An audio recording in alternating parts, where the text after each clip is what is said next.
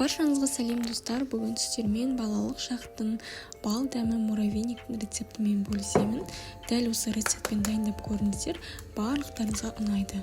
Ол үшін ең алдымен таза құрақ ыдысымызға 2 жұмыртқаны жарып, оның үстіне 120 грамм қантты салып, қанты ерігенше венчикпен араластырамыз. Одан соң 70 грамм сары майды осылайша ерітіп аламыз да, жаңағы жұмыртқалы массамыздың үстіне салып, оны да жақсылап араластырамыз. Одан соң оның үстіне 50 мл сүтті құйып, тағы да барлығын жақсылап бір араластырып аламыз. Алдын ала електен өткізіп дайындап қойған ұнымыздың үстіне 1 шай қасық қамыр қопсытқышты салып, онымен бірге біріктіреміз және осыдан аз-аздан жұмыртқалы массамызға сала отырып, жұмсақ, қолға жабыспайтындай қамыр елеп шығарамыз. Дәл осы рецептпен дайындап көрулеріңізге кеңес беремін, себебі қамыры да сондай үгілмелі, және де кремі де сондай керемет қамырмен, яғни дайындалған жаңағы тестомен керемет үйлесімдік тапқан, балалық шағымызды еске түсіретін сондай керемет жұп-жұмсақ әрі өзіне тән қытырлақ қасиеті бар осы муравейник рецепті сіздер де дайындап көріңіздер. Міне осымен біздің қамырымыз дайын, қолға жабыспайды, көріп тұрғандарыңыздай.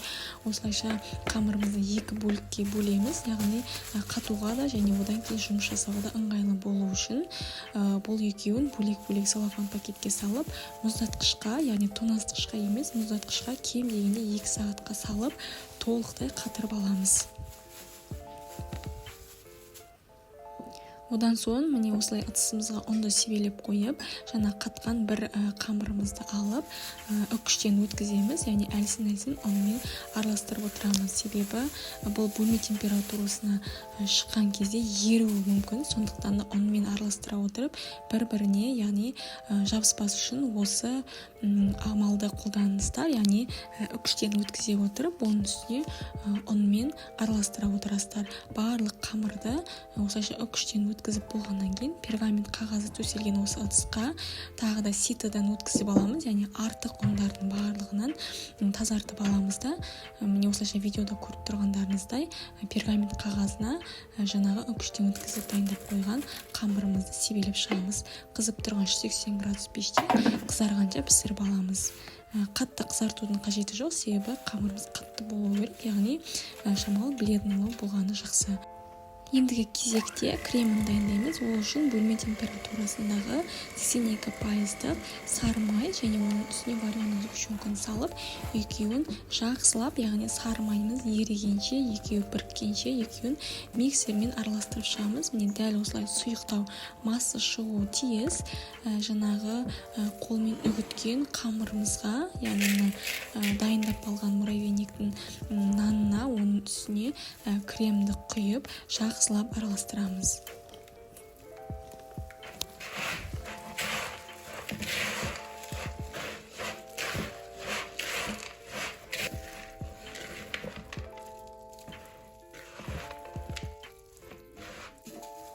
Мен осындай шұңылдау 2 ыдыстың ішіне пищевая пленканы төсеп, оның үстіне жаңағы дайындап алған тортымызды осылайша 2-ге бөліп, үгітіндісін осылай екеуіне теңдей бөлеміз де, бетін барынша тегістейміз.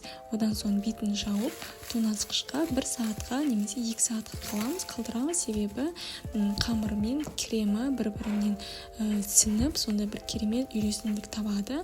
Одан соң дастарханға қояр алдында пищевой пленкадан босатып, тарелкемізге орналастырып, оның үстіне қалауыңызша әсемдесеңіздер болады. Мен ерітілген сүтті шоколадты үстіне құйдым. Сіздер қалауларыңызша әсемдесеңіздер болады. Осымен біздің муравейниктің рецепті дайын болды. Сіздер де дайындап көріңіздер, өте керемет болып шығады. Сондай балалық шақтың бал дәмі барлықтарыңызға ас болсын.